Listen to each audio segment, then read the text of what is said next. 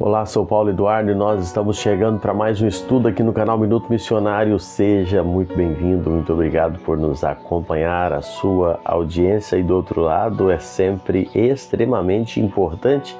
Obrigado por me permitir fazer companhia para você agora nesse momento aí para juntos estudarmos a Palavra de Deus. Obrigado a você que já colocou esses estudos no seu horário devocional. A gente aqui está estudando a Bíblia de forma expositiva, então estamos indo versículo por versículo, por vezes nos demorando alguns dias em um versículo, outras vezes avançando um pouco mais, mas sempre procurando extrair o que a Bíblia de fato quer falar aos nossos corações.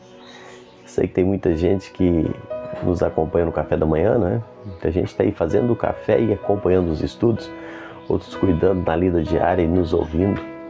Eles nos acompanham no carro, né? Tem gente que coloca lá o vídeo no YouTube, vai dirigindo e ouvindo. Muito obrigado por poder fazer companhia para você.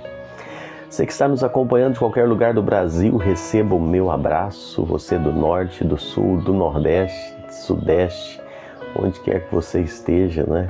Muito obrigado. Te convido agora a me acompanhar em mais um estudo. Vamos juntos? Nós estamos estudando o livro de Atos dos Apóstolos, estamos no capítulo 3 e olhando o milagre que foi realizado ali na porta do templo. Olhando alguns detalhes inicialmente aqui, já falamos sobre o compromisso de oração de Pedro e João e hoje eu quero pensar um pouquinho com você sobre uma vida respaldada no exemplo.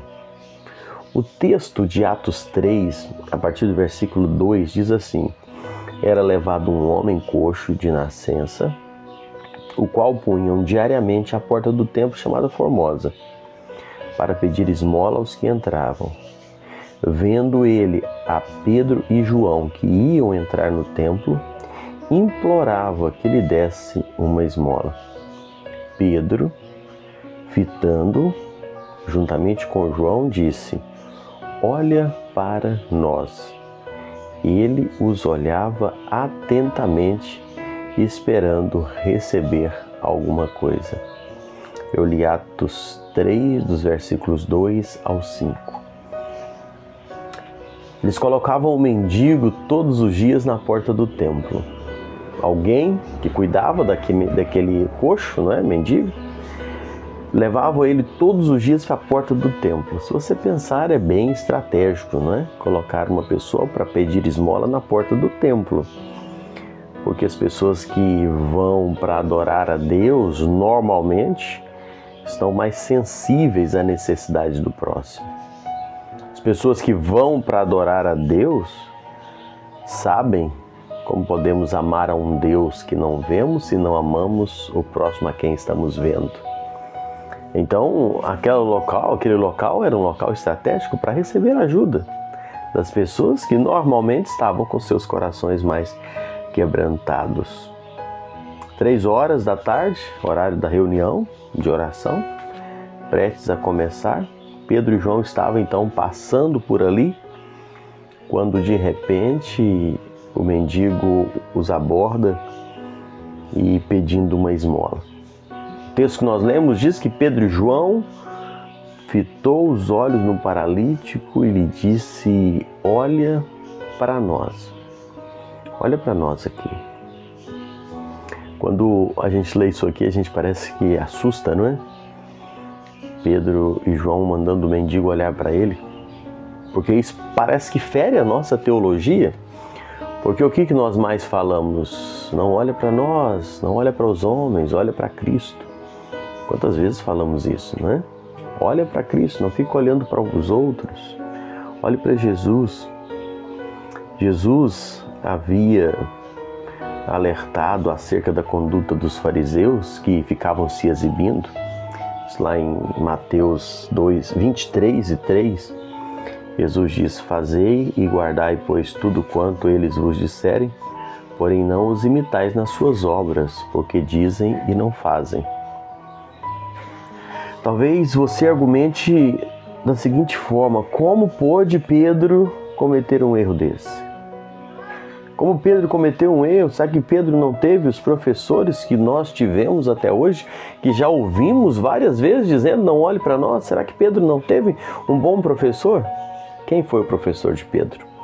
Foi Cristo, não é? Ele aprendeu com Cristo. Ele aprendeu aos pés de Jesus.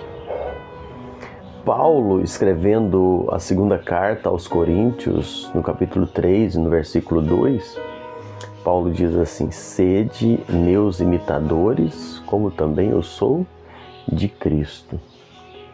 Pedro e João disse: olhe para nós. E nós precisamos entender e dizer para o mundo: olhe para nós. Olha que desafiador isso, né? Olhe para nós. Eu preciso, como pai, dizer para os meus filhos: olhem para mim. Eu, como patrão, eu preciso dizer para os meus empregados: olhem para mim. Os empregados precisam dizer para os patrões: olha para mim, olha o meu exemplo. Como cristãos, nós precisamos entender o nosso peso de responsabilidade da nossa conduta, da nossa ação, do nosso testemunho de vida cristã. Esse ato de Pedro olhar para o mendigo e dizer: olha para nós, isso impactou muito a minha vida ao fazer esses estudos. Nós teríamos vários aspectos para olhar aqui, mas desejei compartilhar com você esse aspecto do olhar para Pedro. Olhar para nós. Stanley Jones, ele diz que o subcristianismo é pior do que o anticristianismo. Pessoa que se coloca na posição de segundo Stanley aqui, de um cristão medíocre, um cristão que diz assim: eu sou um crente, eu sou um cristão, mas não olha para a minha vida não, olha para Jesus, né? Eu sou imperfeito, eu sou falho. É pior do que aquele que nega e não gosta de Cristo, porque esse está sendo medíocre no seu testemunho. Esse está carregando o nome de cristão e não quer ser exemplo, testemunho. A graça de Deus que se manifestou na nossa vida, ela se manifestou para ser revelada, para ser mostrada, para as pessoas olharem para nós e ver que nós somos hoje diferentes, que fomos alcançados pela graça e pela misericórdia de Deus. Olha para nós. Você pegar um exemplo de Mahatma Gandhi na Índia, ele certa vez, ele como hindu, né? Ele certa vez disse assim: eu até creio no Cristo, mas eu não creio no vosso cristianismo. Ele cria no Cristo, mas o cristianismo estava maculando, não é? Segundo Mahatma Gandhi. Nós precisamos entender, meus amados irmãos, e esse é o ponto que eu quero deixar.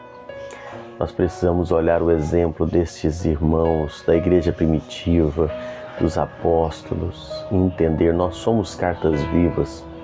O mundo vai ler em nós. Muitas pessoas, a única Bíblia que vai ler é a nossa vida.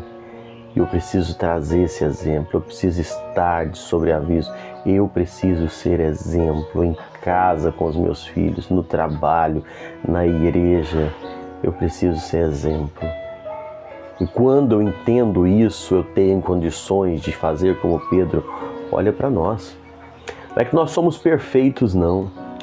Não é que nós não falhamos, mas nós temos um profundo desejo de sermos iguais a Cristo. Nós lutamos contra o pecado, nós batalhamos para viver uma vida de obediência e santidade.